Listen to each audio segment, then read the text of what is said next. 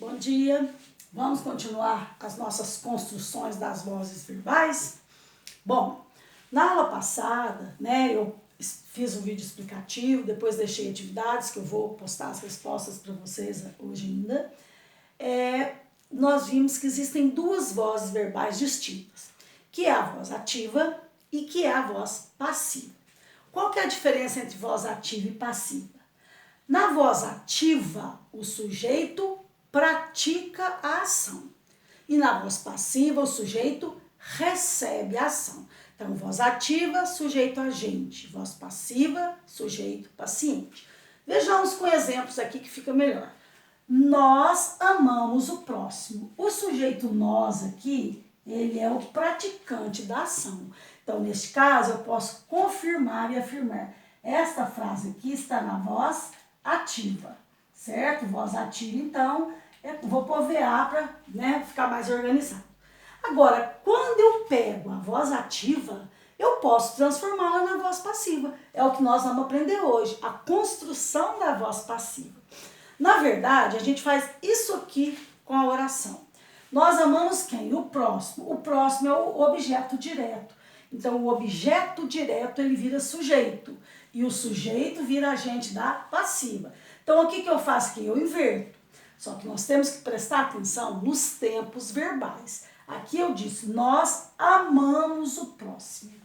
Amamos é presente. Então, como que eu construo a voz passiva? A voz passiva ela é sempre formada por uma locução verbal. Ela tem o verbo auxiliar, que quase sempre é o verbo ser. Mas não tem que obrigatoriamente ser o verbo ser, não. Pode ser o verbo estar, pode ser o verbo ir, depende da situação.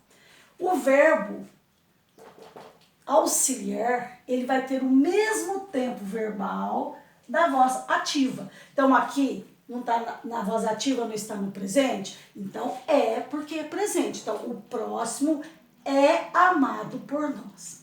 O verbo principal, ou seja, aquele verbo que apareceu lá na voz ativa, ele vai ser sempre usado no particípio. Lembram-se que nós já estudamos particípio? Geralmente o particípio termina em ado ou ido. Mas existem os particípios irregulares também.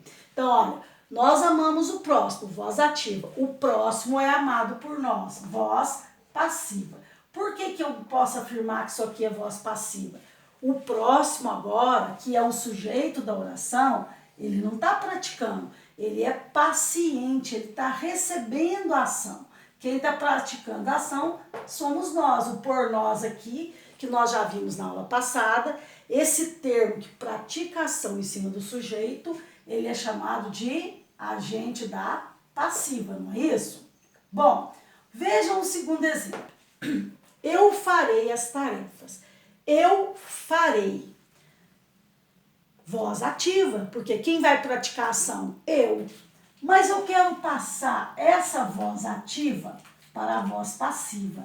Agora, o processo é praticamente o mesmo, só que observem que o farei agora aqui, ele não está no presente. Farei é futuro. Então, o verbo auxiliar, ele vai para o futuro. O verbo fazer, ele vai para o particípio. Ó, então, as tarefas serão feitas por mim. O eu não vai falar por eu, então eu faço as adequações ortográficas de acordo com as regras gramaticais. Serão feitas por quê? Porque aqui eu farei. Então, farei é futuro. Então, eu não vou colocar as tarefas são feitas. Ainda vai acontecer. Então, o verbo auxiliar concorda com o tempo verbal do verbo na voz ativa, E o verbo que apareceu na voz ativa, ele vai para o particípio. Eu não falo fazido, nós já vimos isso, em modos anteriores, que o particípio do verbo fazer é um particípio que a gente chama de irregular. Olha, agora eu dei um terceiro exemplo que tem um pouquinho de diferença, de novidade. Ela está comendo o bolo. É voz ativa, porque ela está comendo, ela está praticando, então com certeza voz ativa. Só que aqui eu já tenho uma locução verbal, está comendo. Eu tenho dois verbos.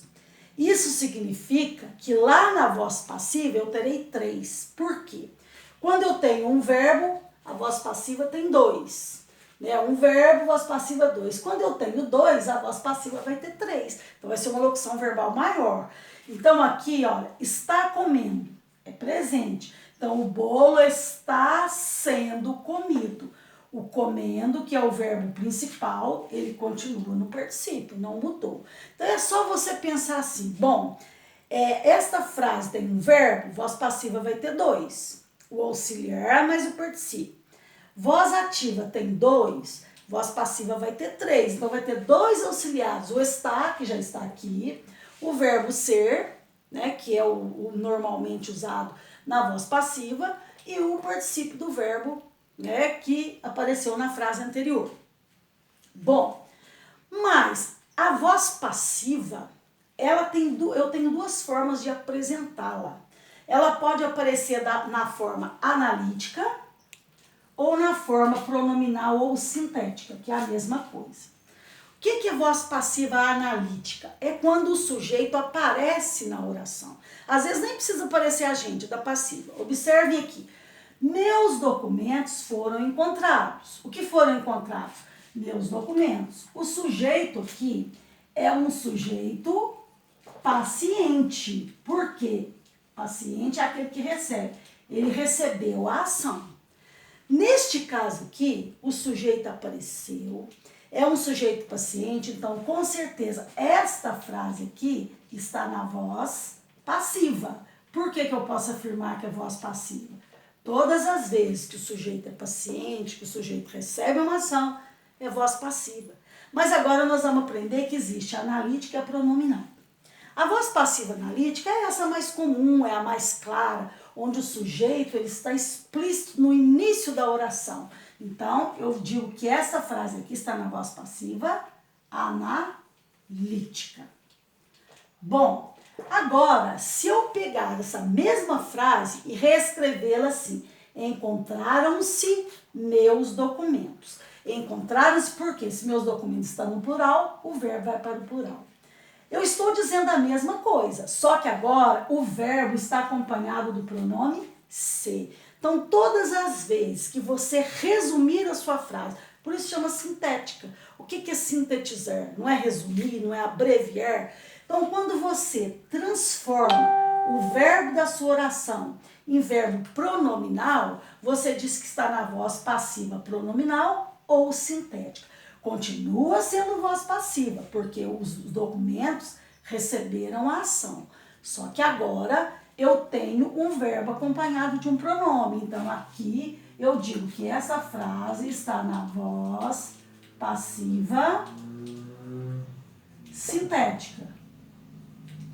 Ah, mas eu quero escrever voz passiva pronominal. A mesma coisa, é pronominal ou sintética. Então, de acordo com isso aqui, né, na verdade a gente viu muito pouca coisa, eu acrescentei muito pouca coisa da aula passada. Foi só, né, essas 2 formas aqui de voz passiva. Então eu tenho a voz passiva analítica quando o sujeito está lá no início da oração. E a sintética quando o verbo acompanhado sempre do pronome se. Nelma, tem outro pronome? Não, é só o pronome se. Então, baseado nisso tudo que nós vimos aqui, são poucos exercícios, inclusive, que vocês vão fazer. Vocês vão fazer os exercícios 4 a 6, páginas 22 a 24, o teste 2, porque o 1 já foi feito, página 29, e o em casa 2, página 30. Antes de fazer essas atividades, corrijam as anteriores, porque eu vou postar, né, as respostas para vocês conferirem. Né? Estejam com a apostila 2 em mãos, porque de nada adianta vocês seguirem os vídeos se você não tiver o material para trabalhar, porque é aula dada, aula estudada. Então, a gente tem que fixar, né, no nosso dia a dia. Bons estudos para vocês e até amanhã.